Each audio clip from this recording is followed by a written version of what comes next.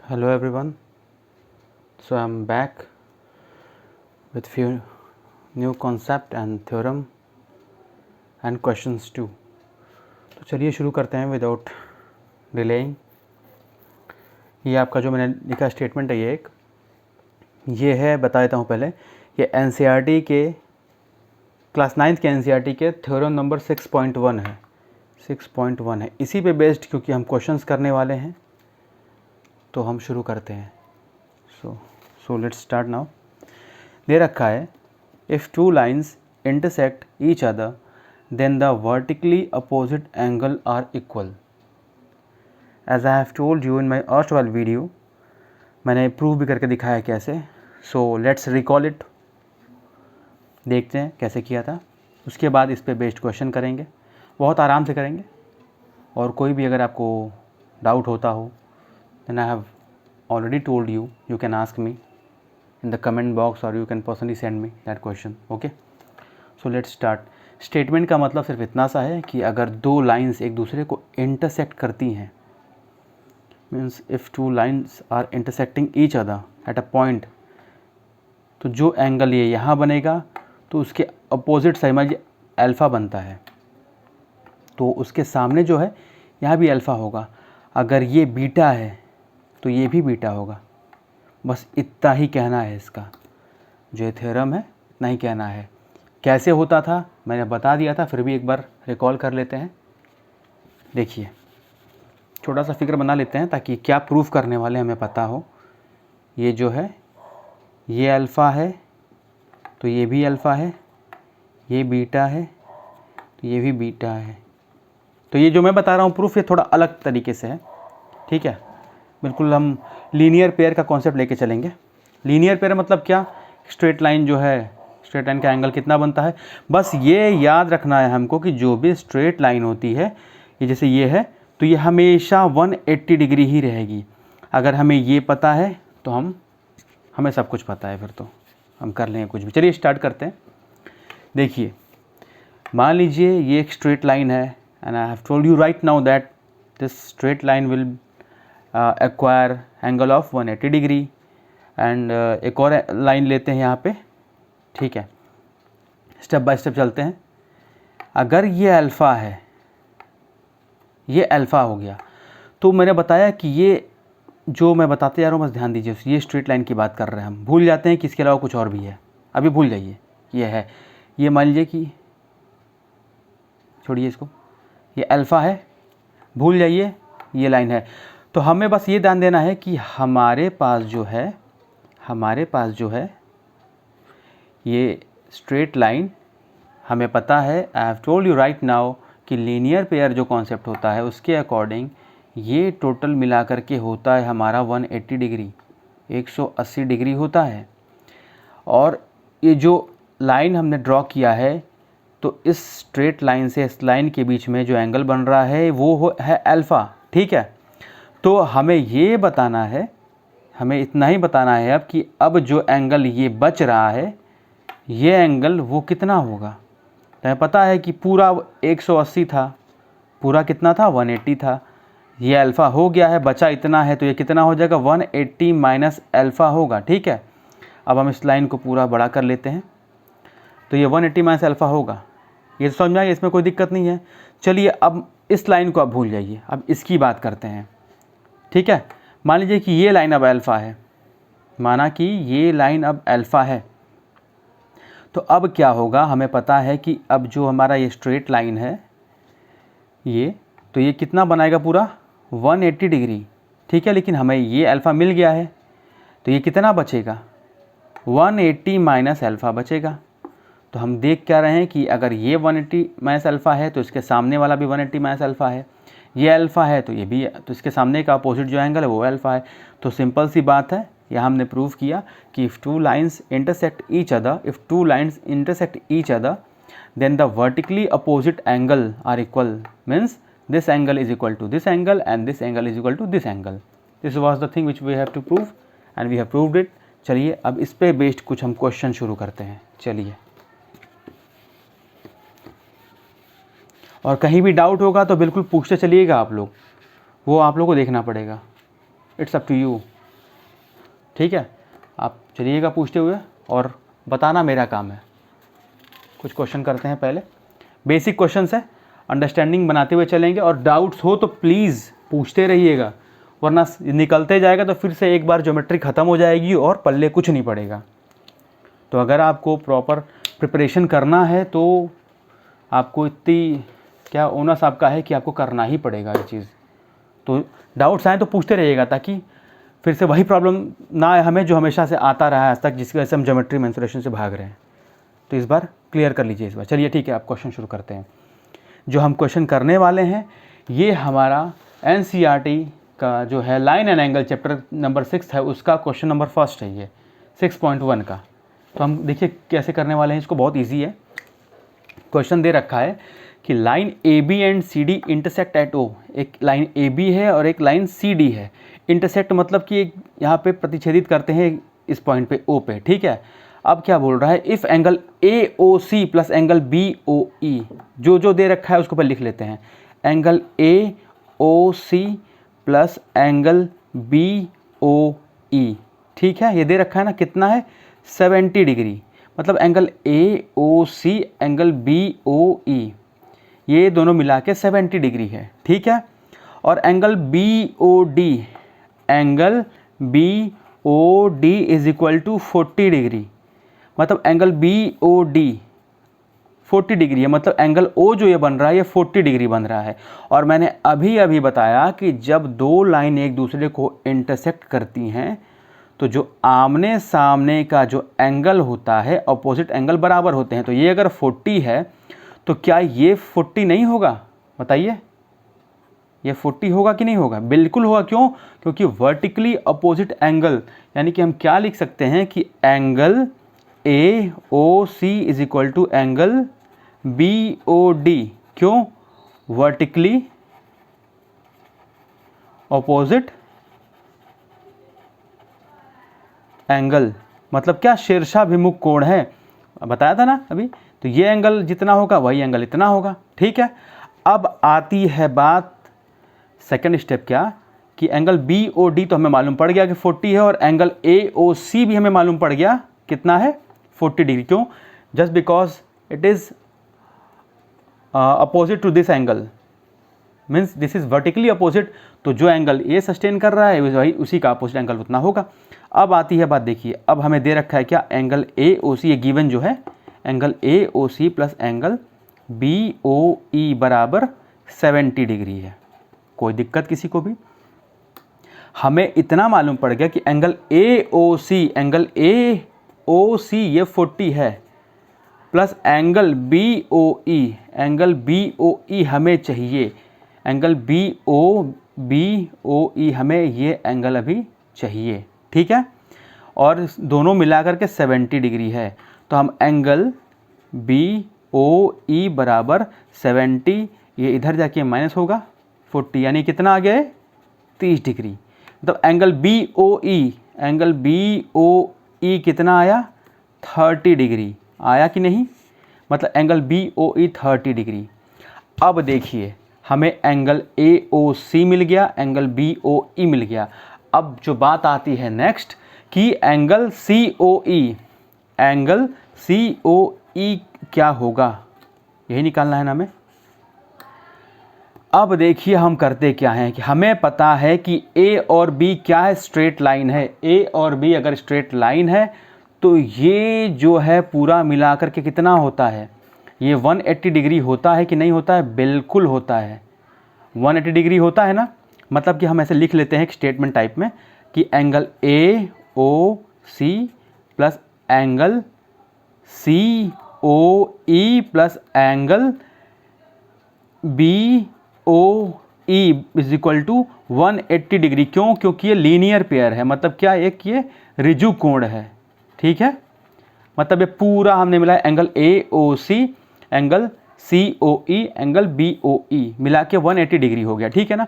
Angle AOC हमें पता है कितना दे रखा है, 40 डिग्री, प्लस एंगल COE हमें निकालना है, एंगल COE हमें निकालना है, प्लस एंगल BOE हमें पता है कितना, 30 degree is equal to 180 degree के बराबर हो गया। तो 40 + 30 70 होगा, तो हम सीधा यहाँ लिख देते हैं स्पेस थोड़ा बचाने के लिए। Angle COE is equal to 180 में से अगर हम 70 घटा दे कितना आएगा 110। आ गया ना हमारा, कितना आ गया ये हमारा आ गया एंगल 110। किसी को यहाँ तक कोई भी दिक्कत हो तो बताए, ठीक है? कोई दिक्कत किसी को नहीं है ना? चलिए आगे बढ़ते हैं। तो हमें अब निकालना क्या क्या था, एंगल BOE तो हमें मिल ही गया 30 डिग्री। अब क्या है, रिफ्लेक्स ऑफ COE, मतलब हमें COE नहीं, हमें रिफ्लेक्स ऑफ COE चाहिए था, रिफ्लेक्स ऑफ COE। तो क्या करेंगे हम, बस आप 360 में से 110 घटा दीजिए, आपका आ गया कितना आएगा 250 डिग्री। रिफ्लेक्स ऑफ COE मतलब क्या कि 360 में से जो एंगल आया था COE का घटा दीजिए, आ गया 250 डिग्री। कोई भी किसी को डाउट हो, प्रॉब्लम हो तो मुझे ज़रूर पूछेगा।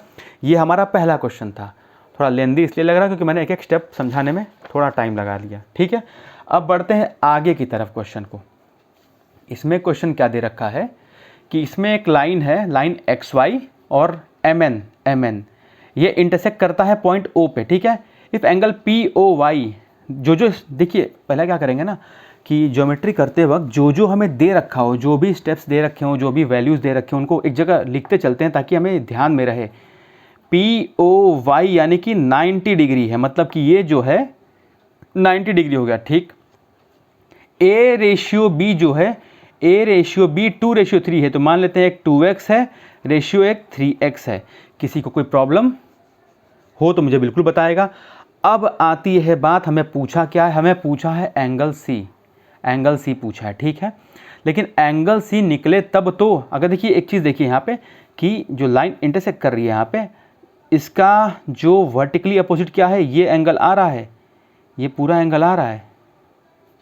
तो मतलब हमें अगर एंगल A पता चल जाए और 90 डिग्री है, क्योंकि ये तो दे रखा है angle POY, angle O 90 degree पता है हमें, बस हमें अगर एंगल A निकाल लें हम, तो हमें मालूम पड़ जाएगा, क्योंकि हमें साफ साफ दिख रहा है कि एंगल C जो है इसके वर्टिकली अपोजिट है। वर्टिकली अपोजिट मतलब क्या, जो ये सामने है ये इसके बराबर है, मतलब ये जो होगा वही ये होगा। अगर हम इसकी वैल्यू निकाल लें तो बात ख़त्म। चलिए तो अब शुरू करते हैं। अब देखते हैं हम यहाँ पे कि निकाले कैसे। हमें दे क्या रखा है, हमें 90 ये दे रखा है और इसका रेशियो दे रखा है, ये 2/3 एग्जैक्ट वैल्यू नहीं है। मैंने बताया है कई वीडियोस में कि रेशियो को एग्जैक्ट वैल्यू नहीं बनाना है, तो हमें रेशियो दे रखा है। अब हम क्या करते हैं, हम अगर एक चीज़ को देखें तो XY स्ट्रेट लाइन है, XY स्ट्रेट लाइन है मतलब क्या, लीनियर पेयर है, मतलब क्या ये 180 डिग्री बनाएगा। मतलब कि पूरा स्टेटमेंट लिख देता हूँ ताकि आपको दिक्कत ना हो। एंगल XOM यानी कि XOM plus angle POM plus angle POY, angle POY is equal to कितना 180 डिग्री। कैसे, क्योंकि XY पे ये तीनों लाई कर रहे हैं। मैं फिगर बनाता हूँ, देखिए थोड़ा सा ज़्यादा, ये देखिए पूरा ये हो गया 180 डिग्री है ना, ठीक? यही तो लाई कर रहा है इस पे, देखिए इसी पे पूरा लाई कर रहा है जो मैंने बताया। ये the whole equation is lying on line XY means it is linear pair, तो ये 180 डिग्री के बराबर होगा। लीनियर पेयर मतलब कि angle XOM plus angle POM plus angle POY is equal to 180 degree. यहाँ तक किसी को भी कोई दिक्कत हो तो मुझे ज़रूर बताएगा। अब देखिए दे क्या क्या रखा है और हमें करना क्या है। ये पता है B और ये पता है A, तो XOM B है मतलब कि 3x,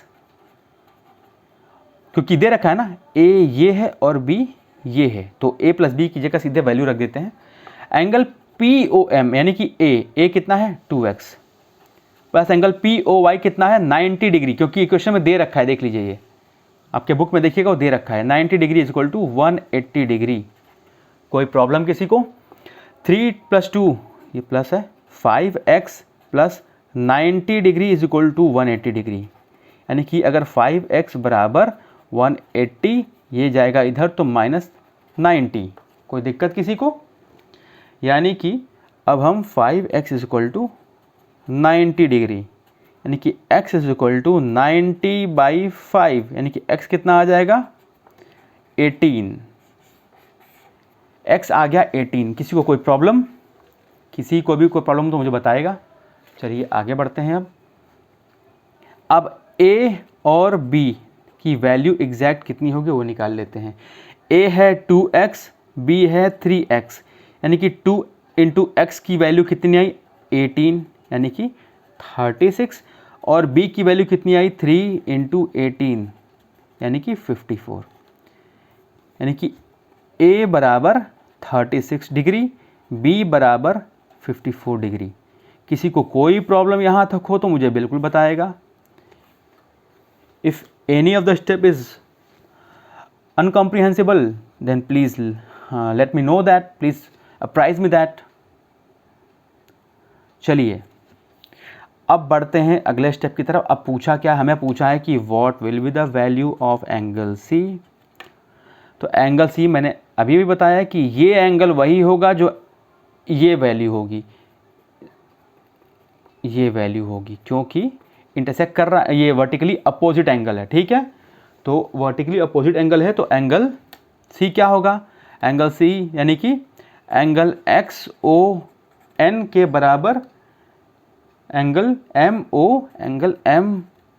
MOY बराबर सी के, ये जो वैल्यू आएगी आपकी angle A plus angle 90 angle POY की।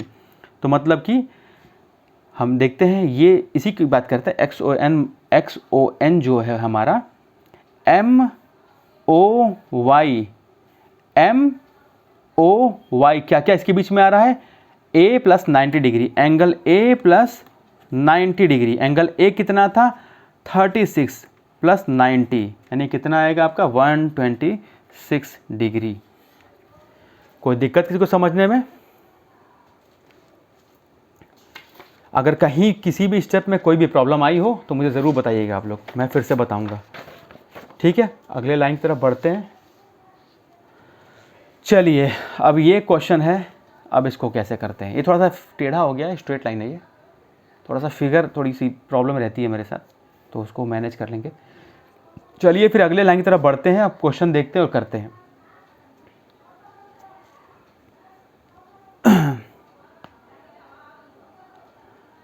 अगला क्वेश्चन है angle PQR is equal to angle PRQ। ठीक है, तो प्रूव ये करना है, अगर ये दे रखा है, ये गिवन है कि अगर ऐसा कुछ कंडीशन है then we have to prove that angle PQS will be equal to angle PRT। Okay, we have to prove this statement. तो अब शुरू करते हैं, कहाँ से शुरू करते हैं देखिए। अब हम बात करते हैं कि एंगल, अब हम देखिए angle PQS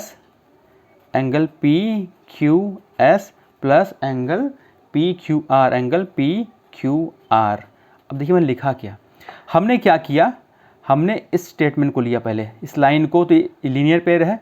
angle PQS angle PQR मतलब कि ये जो लाइन है यहाँ प्लस ये मिला के क्या ये 180 बन रहा है। ये अगर आपको देखिए, अगर आप ये पूरा देखें तो क्या 180 नहीं बन रहा है ये एंगल Q पे।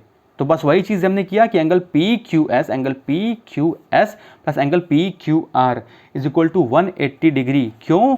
क्योंकि लीनियर पेयर, ये भी कह सकते हैं हिंदी में कि रिजु कोण। कोई दिक्कत किसी को, कहीं भी प्रॉब्लम हो तो मुझे ज़रूर बताइएगा। ठीक है, अब आगे बढ़ते हैं। अब क्या दूसरा, अब देखिए हमें जो दे रखा है PQR, इसको यहीं पे लिख लेते हैं कि हमें PQR है। तो angle PQR is equal to angle ये 180 डिग्री माइनस ये इधर आएगा तो एंगल PQS, ये आएगा क्वेश्चन नंबर 1। कोई दिक्कत किसी को भी होगा तो ज़रूर मुझे बताइएगा। किसी को कोई प्रॉब्लम है? हमने क्या किया, angle PQS plus angle PQR is equal to 180 degree था। ठीक है, तो हमने क्या किया कि ये एंगल PQR यहाँ पे स्टेटमेंट इसके बराबर कर दिए, क्योंकि हमें प्रूफ करना है, क्योंकि ये बराबर है तो इसकी वैल्यू निकालते हैं, इसकी वैल्यू निकाल के रख देंगे बराबर, तो खुद ही आ जाएगा। तो हमने क्या किया, angle PQS plus angle P Q R is equal to 180 degree. क्यों? क्योंकि ये लीनियर पेयर है, मैंने बताया, क्योंकि ये क्यू पे क्या 180 डिग्री बन रहा है पूरा ना, इसीलिए। ठीक है, तो हमने angle P Q R is equal to क्या लिया, हमने 180 डिग्री, बस पी क्यू एस को इधर कर दिया। ये हमारा आया स्टेटमेंट नंबर 1। अब दूसरा देखिए तो क्या ये भी, इसको देखिए तो ये 180 नहीं बन रहा है पूरा। ठीक है, एंगल आर प्लस ये मिला करके, तो हमने क्या किया, यहाँ पे लिखते हैं angle P R Q, angle P R Q, angle P R Q plus angle P R T plus angle P R T. फिर से वही बात, क्या लीनियर पेयर, तो क्या 180 डिग्री, यानी कि क्या देंगे, इसका रीज़न क्या है, क्यों हमने ऐसा किया, क्योंकि लीनियर पेयर। यहाँ आर पे क्या है, पूरा ये जो लाइन है 180 डिग्री बना रहा है, ध्यान दीजिएगा इस चीज़ को। ठीक है, आगे बढ़ें। फिर से देखिए क्या किया हमने, angle P R Q, angle P R Q plus angle P R T, angle P R T is equal to 180 degree. हमें पी आर क्यू, तो हम इसको यहीं रोकते हैं, पी आर क्यू को is equal to 180 degree minus इसको ले आएंगे एंगल पी आर टी। ये हमारा है equation number 2। This is our equation number 2। ठीक है, अब हमें पी क्यू एस बराबर पी आर टी प्रूव करना है, और हमें ये दे रखा है कि angle P Q R is equal to P R Q. P Q R निकाला, यहाँ पे दे क्या रखा है, गिवन क्या है, angle P Q R is equal to angle P R Q. ये क्या है, ये गिवन है, it is given in the statement of the question. ठीक है, बस हमने निकाल लिया दोनों की वैल्यू। पी क्यू आर मतलब कि पी क्यू आर का वैल्यू क्या निकाला था हमने, 180 degree minus angle P Q S is equal to, अब हमने निकाला क्या, पी आर क्यू भी निकाल रखा है, यानी कि 180 degree minus P angle P R T. ठीक है, अब यही प्रूफ करना है ना, तो एक हम काम करते हैं, minus angle P Q S को इधर रोक लिया, ये स्टेटमेंट जो था हमारा ऐसे ही उतार दिया, 180 degree minus angle P R T.